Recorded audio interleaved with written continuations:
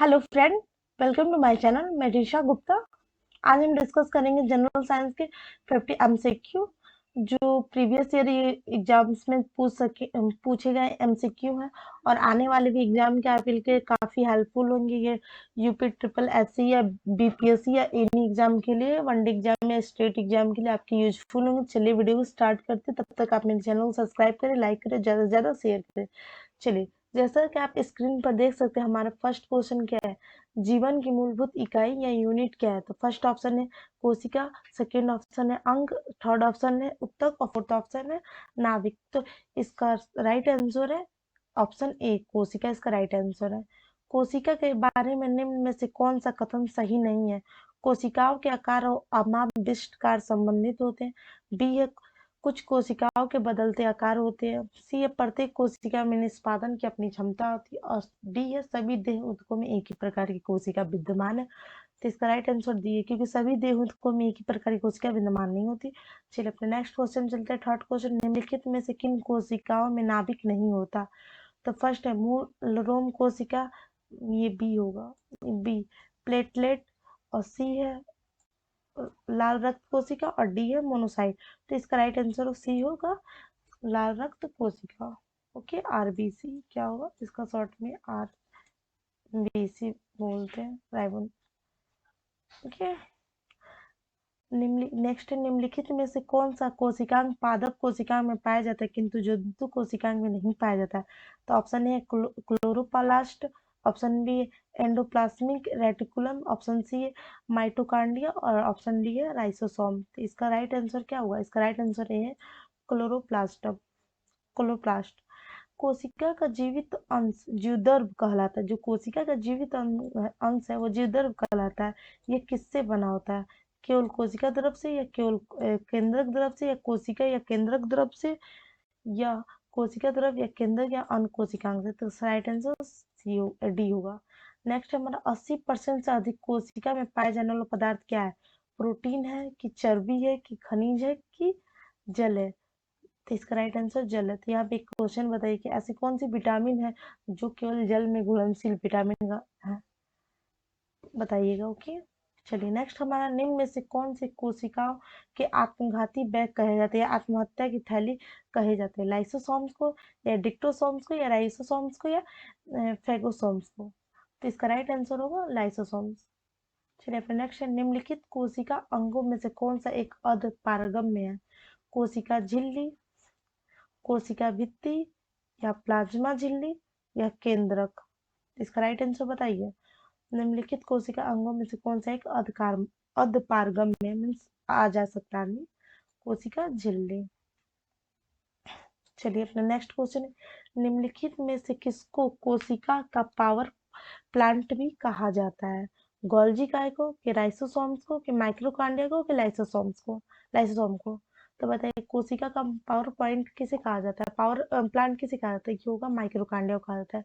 कोशिका का शक्ति स्रोत क्या होता है, भाई सेम आंसर है, इसका भी होगा माइक्रोकांडिया। निम्नलिखित में से कोशिका का नियंत्रक केंद्र कौन है। केंद्रक है कि लाइसोसोम्स है कि प्लाज्मा है कि क्रोमोसोम है। तो इसका राइट आंसर केंद्रक होगा। चलिए नेक्स्ट है, निम्नलिखित की कोशिका सुस्तम जीवित कोशिका है। बैक्टीरिया की ब्लड मोल्ड की माइक्रोप्लाज्मा की वायरस। तो इसका राइट आंसर होगा माइक्रोप्लाज्मा। नेक्स्ट है, निम्नलिखित में से किस एक कोशिकी कोशिकांग समूह में डीएनए होता है। सूत्रकणिका, केंद्रक, हरितलवक या सूत्रकणिका, गल्जिका या केंद्रक। थर्ड है सूत्रकणिका, जीवदर्भ कला, केंद्रक या हरितलवक केंद्रक राइबोसोम्स। इसका राइट आंसर होगा ऑप्शन ए। आपका नेक्स्ट क्वेश्चन है, डीएनए की पॉलीन्यूक्लियोटाइड श्रृंखला में क्या समाविष्ट होता है। एक नाइट्रोजनी क्षारक, डी राइबोस सकरा और फास्फेट समूह। एक नाइट्रोजनी क्षारक, राइबोस सकरा और फास्फेट समूह की डीऑक्सीराइबोस सकरा, राइबोस सकरा और फास्फेट समूह। केवल एक नाइट्रोजनी क्षारक और फास्फेट समूह। तो इसका राइट आंसर बताइए कौन सा होगा, इसका राइट आंसर होगा ए। ठीक है, आपका नेक्स्ट क्वेश्चन है, चिकनी अंतद्रवी जलिका के अनुरूप कार्यों में से एक कार्य है प्रोटीन संश्लेषण, लिपिड संश्लेषण या जैव अणुओं का भंडार या विषैले पदार्थों का निवसीकरण। तो इसका राइट आंसर होगा विषैले पदार्थों का निवसीकरण। ठीक है, आपका राइट आंसर। नेक्स्ट क्वेश्चन हमारा, डीएनए की द्विकुंडलिनी संरचना किसके द्वारा दी गई है? वाटसन तथा क्रिक द्वारा, जैकब तथा मेनलोड द्वारा, एच.जी. खुराना द्वारा, उपयुक्त में से कोई नहीं। तो इसका राइट आंसर है वाटसन या क्रिक। ये काफी बार एग्जाम में पूछे जा चुके क्वेश्चन है। ओके, नेक्स्ट हमारा, सबसे पहले डीएनए को अलग किसने किया था? अल्ब्रेक्ट कोसेल या फ्रेडरिक हाम्पिस्चर या फोर्ब्स लेवेने या वाटसन और क्रिक? तो इसका राइट आंसर होगा बी। चलिए नेक्स्ट हमारा, डीएनए के दो स्ट्रैंड बने होते हैं हाइड्रोजन बांड्स द्वारा या स्थिर वैद्युत बल द्वारा या वाडरवल्स बलों द्वारा या सहसंयोजक बांड्स द्वारा। तो जरा बताइए इसका राइट आंसर क्या होगा?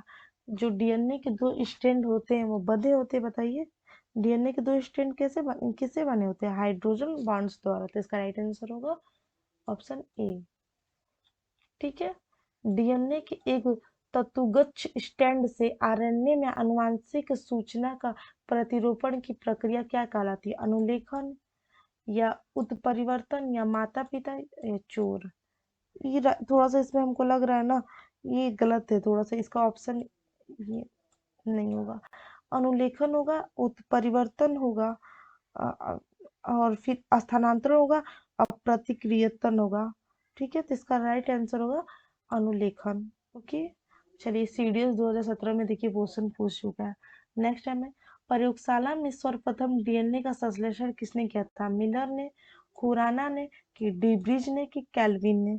तो बताइए इसका सबसे पहले किसने किया था? इसका सबसे पहले किया था संश्लेषण खुराना ने। चलिए हमारा नेक्स्ट है, जीव कोशिकाओं में अनुवांशिक लक्षणों के नियंत्रण में निम्नलिखित में से कौन सा उत्तरदायी है? एंजाइम, की हार्मोन, की डीएनए, की आरएनए?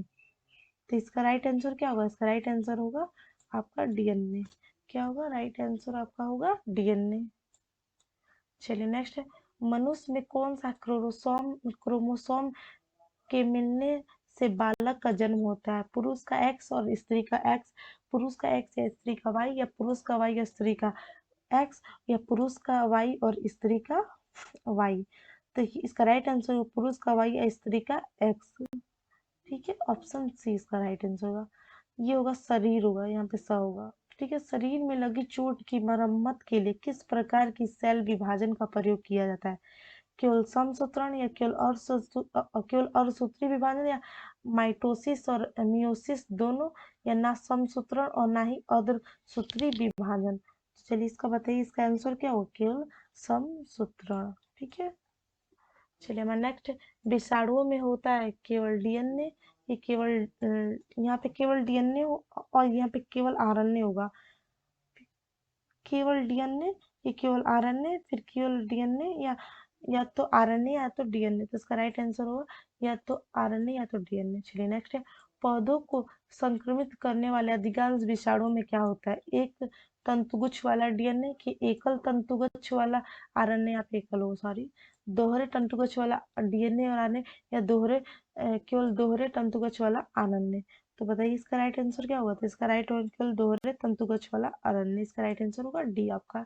चलिए, पौधे को संक्रमित करने वाले अधिकांश विषाणुओं में क्या होता है? एकल तंतुगुच्छ वाला डीएनए, एकल, ये सेम क्वेश्चन है सॉरी। दूध की दही के रूप में जमने का कारण क्या है?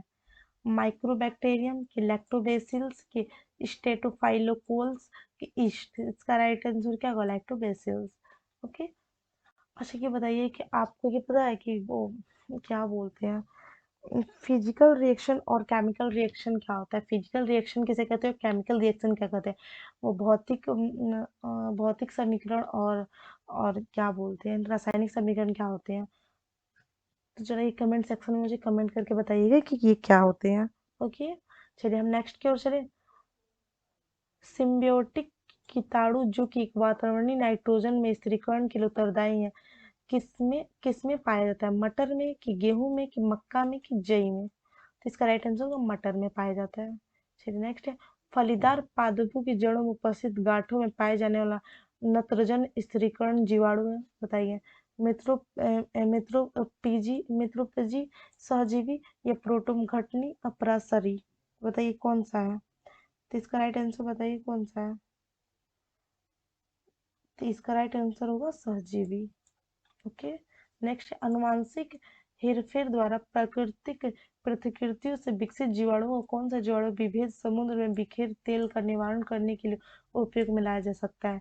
एग्रोबैक्टीरियम, नाइट्रोसोमोनस या क्लोरोसीडियम या स्यूडोमोनस। तो बताइए इसका राइट आंसर क्या होगा।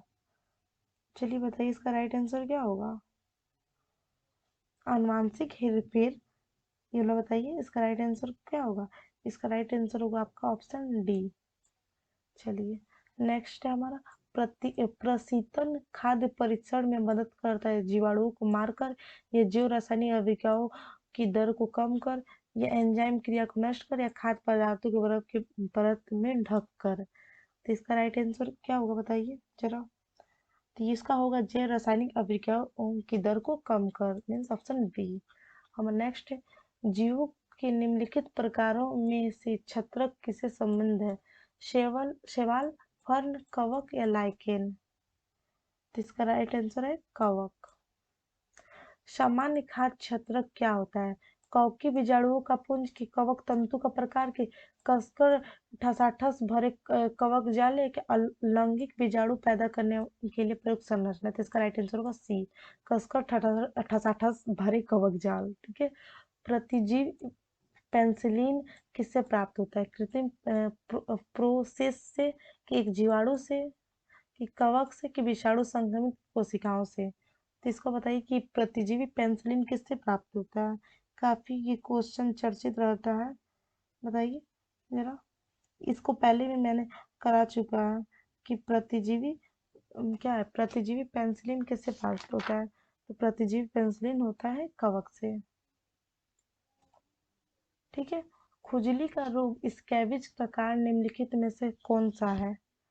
जीवाणु, कवक या सूक्ष्म कीट या प्रोटोजोआ। तो इसका राइट आंसर होगा कवक।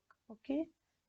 लाइकिन जो एक नम्र चट्टान पर भी वो पारिस्थितिक अनुक्रम को प्रारंभ करने में सक्षम है, वास्तव में किनके सहजीवी संचार होते हैं। शैवाल और जीवाणु, शैवाल और कवक, जीवाणु और कवक या कवक और मांस। तो इसका राइट आंसर बताइए क्या है। तो इसका राइट आंसर शैवाल और कवक। ओके। काफी चर्चित क्वेश्चन है, फेमस क्वेश्चन, हमेशा पूछा जाने वाला क्वेश्चन है। तो इसको तो इम्पोर्टेंट में आप लोग लिख लीजिए क्योंकि पूछा जाता है। निम्नलिखित में से कौन प्रदूषण संकेतक पौधा है। शैवाल, कि कवक, कि लाइकेन, कि इनमें से कोई नहीं। तो इसका राइट आंसर होगा लाइकेन आपका। शैवाल विज्ञान एल्गोलॉजी किसका अध्ययन, इसको भी तो इम्पोर्टेंट में लिख लीजिए, हमेशा ये क्वेश्चन पूछा जाता है। कवक, शैवाल, जीवाणु, लाइकेन। तो इसको तो क्वेश्चन से पता चल गया शैवाल, लेकिन ये शैवाल विज्ञान नहीं पूछा जाता है। एल्गोलॉजी पूछा था, एल्गोलॉजी में किसका अध्ययन किया जाता है। तो एल्गोलॉजी में हमें शैवाल का अध्ययन किया जाता है। ठीक है। निम्नलिखित में से किसे समानता पांड सिल्क कहा जाता है। ईस्ट या खमीर को, या स्पाइरोगाइरा को, या राइजोप्स को, या यूलोथिक्स को। बताइए किसको कहा जाता है। इसको ये कहा जाता है आपका, बताइए किसको कहा जाता है। बताइए जल्दी से कमेंट सेक्शन में सब हमें कमेंट करके बताए कि इसका राइट आंसर क्या होगा। इसका पहले मैंने करा भी चुका है, तो ये क्वेश्चन मैं आप पे छोड़ती हूँ कि इसका राइट आंसर क्या होगा। ठीक है। शैवाल के फैलने का क्या कारण होता है। शैवाल जो फैलता है उसका क्या कारण होता है। क्या कारण होता है बताइए शैवाल का फैलने का। ग्लोबल वार्मिंग, की लवणता, की सुपोषण या जैव आवर्धन। तो इसकी राइट आंसर है सुपोषण। ये निम्नलिखित में से किससे प्रमुख चरण युगभिद है। बायोफाइट के, टेरिडोफाइट के, जिम्नोस्पर्म के, एंजियोस्पर्म। तो इसका राइट आंसर है बायोफाइट। ठीक है। हमारा नेक्स्ट है, निम्नलिखित में से किस फसल में एंजुला नाबिबिना जैवरह का प्रयोग किया था। गेहूं, चावल, सरसों, कपास। इसका राइट आंसर होगा चावल। ठीक है। निम्न में से कौन सी बात अनवार्त बीजी के बारे में सच नहीं है। प्रमुख चरण स्पोफाइट्स होता है, संवहनी मंडल अनुपस्थित होते हैं, जीवाणु हेट्रोस्पोरस होते हैं और फूल अनुपस्थित होते हैं। तो इसका राइट आंसर क्या होगा। इसका राइट आंसर होगा क्या होगा? इसका राइट आंसर होगा बी आपका। ठीक है। दालें पादपों के किस इस स्कूल से प्राप्त हुआ, यानी किस साइकेडसी की कवक या लिएसी या लेग्यूमेनोसी? लेग्यूमेनोसी। तो इसका राइट आंसर क्या होगा? इसका राइट आंसर होगा लेग्यूमिनोसी। मूली किसका एक उदाहरण है? गट्ठा या लट्ठा, जड़े या कटहल या अनानास? तो इसका होगा राइट आंसर होगा वैसे तो जड़े होगा, ये लट्ठा नहीं होगा, जड़े होगा। ठीक है। एक वास्तविक फल निम्नलिखित में से किससे निर्देशित होता है? जब पुष्प का केवल पुष्पासन वृद्धि करता है और एक फल में विकसित होता है। जब पुष्प का केवल पुष्पाधर एक फल में विकसित होता है। जब फल की उत्पत्ति पुष्प के केवल वाहे वाहिडल पुंज से होती है। एक पुष्प का केवल अंडाशय फल में विकसित होता है। तो इसका राइट आंसर बताइए क्या होगा? 47 का राइट आंसर क्या होगा? इसका राइट आंसर होगा डी होगा। चलिए नेक्स्ट, एक अक्ष या तो तने पर पत्तियों की व्यवस्था को क्या कहा जाता है? फाइलोटैक्सी, वनसेन के वनसेन की फाइटोटैक्सी? इसका राइट आंसर क्या होगा? इसका राइट आंसर क्या होगा? इसका राइट आंसर होगा फाइटोटैक्सी। ठीक। किस पादप में तना संचयन तथा चिराकलिकता का कार्य करता है? शकरकंद, प्याज, हल्दी या टमाटर? तो इसका राइट आंसर होगा हल्दी। चलिए हमारा नेक्स्ट क्वेश्चन है, हल्दी पौधे के किस भाग से प्राप्त होता है? ऑप्शन शायद छूट गया हो टाइपोनी में। तो हल्दी जो, ये भी फेमस क्वेश्चन पूछा जाता है अक्सर कि हल्दी पौधे किस भाग से प्राप्त होता है? हल्दी जो भाग प्राप्त होता है पौधे के तना से, क्या होता है? देखिए मेरा अभी जो फोन टैब पेन है वो खराब चल रहा है, इस वजह से मुझे माउस से ही काम चलाना पड़ रहा है, इस वजह से मैं ऐसे लिख पा रही हूँ। तो आप समझिएगा ये तना है। हल्दी पौधे किस भाग से? तो जो भी हमारा 50 एमसीक्यू मैंने आज पूरा कंप्लीट कर, जो भी इम्पोर्टेंट एमसीक्यू थे मैंने पूरे इस वीडियो में आपको कवर करा दिए हैं। और नेक्स्ट वीडियो में फिर मिलते हैं इसी प्रकार के इम्पोर्टेंट एमसीक्यू। तब तक आप पढ़ते रहिए और आपके लिए मैं इतने अच्छे अच्छे कंटेंट लेके आते, तो प्लीज़ गाइस आप मुझे वो सपोर्ट करिए। जय हिंद।